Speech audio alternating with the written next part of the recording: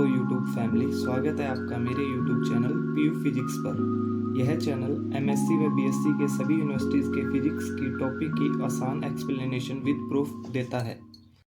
तो दोस्तों, जो आज का हमारा टॉपिक है वो है integral representation for the delta function. Last video में हमने देखा कि जो डेल्टा फंक्शन है उसका ऑर्थोगोनैलिटी रिप्रेजेंटेशन था। इसके अंदर हम देखेंगे integral representation for the delta function. Integral transform such as the Fourier integral F omega minus infinity to infinity F T exponential I omega T D T is lead to the corresponding integral representation of Dirac delta।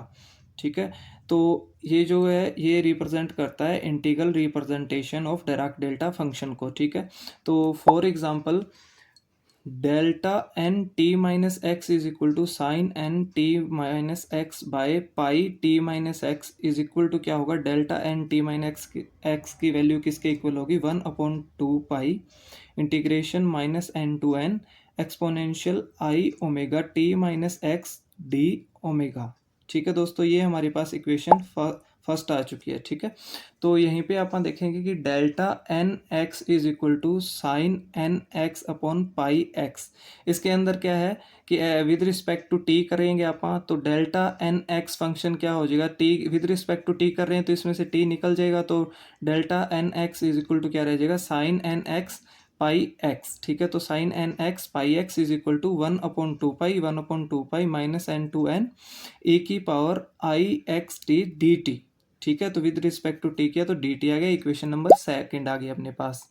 अब using equation second we have F X is equal to क्या आ जाएगा, limitation N से infinitive minus infinitive to infinitive F T delta N T minus x D T. ये equation आ गई third. Equation number 2 को use करके अपने पास इक्वेशन आ गई, एफ एक्स फंक्शन आ गया अपने पास, क्या आ गया, minus infinitive to plus infinitive F T delta N T minus x D T.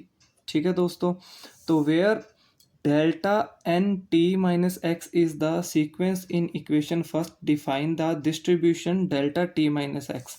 जो ये सीक्वेंस था ना अपना, इसको डिस्क्राइब करता है अपना, जो delta N T minus X है, जो ये टर्म है, ये उसके सीक्वेंस को डिस्क्राइब करती है, जो इक्वेशन फर्स्ट में दिया हुआ है अपने को। ठीक है, in equation third we assume that F T is continuous at T is equal to x.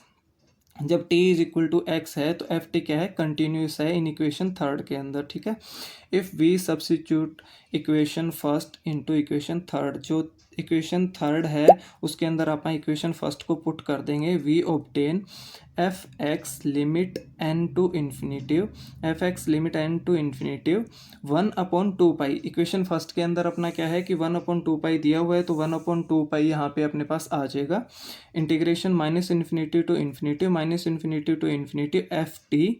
अब जो delta N T minus X है उसकी जगह आप जो ये वैल्यूज़ दी हुई है, delta N T minus X की जो ये वैल्यू दी हुई है, ये वैल्यू पुट कर दें, क्योंकि 1/2 पाई तो आप पहले ही यहाँ लिख चुके हैं। ठीक है, अब ये जो वैल्यू बाकी बची delta N T minus X की, वो सारी वैल्यू यहाँ पे आप पुट कर देते हैं इक्वेशन थर्ड के अंदर, तो क्या आएगा, minus N to N exponential I omega T minus x D omega D T. ये इक्वेशन नंबर आ गई अपने पास फोर्थ।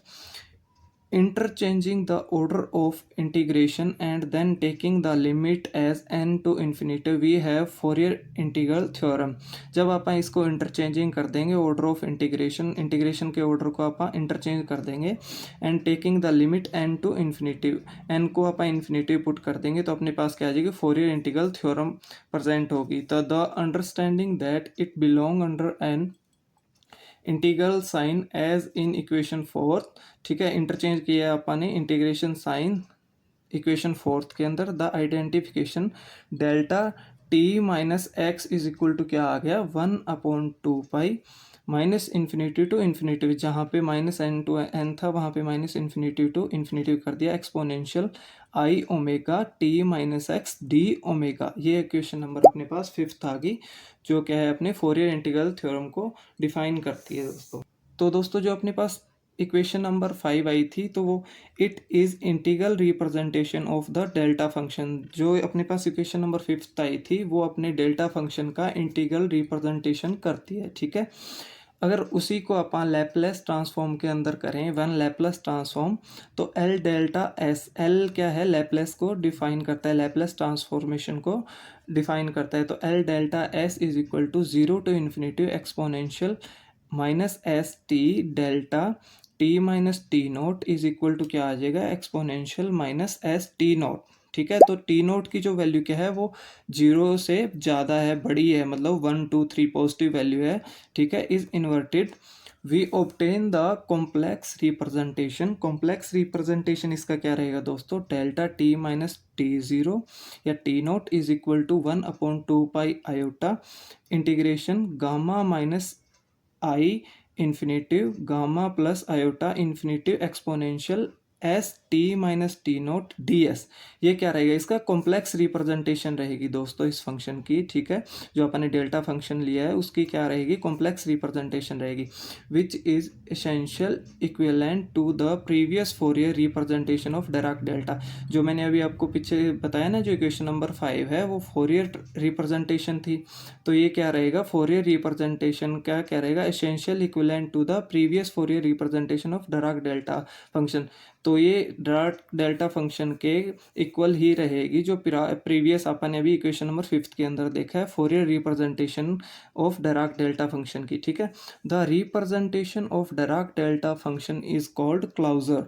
जो रिप्रेजेंटेशन है डिराक डेल्टा फंक्शन की वो क्या कहलाती है, क्लाउजर कहलाती है दोस्तों।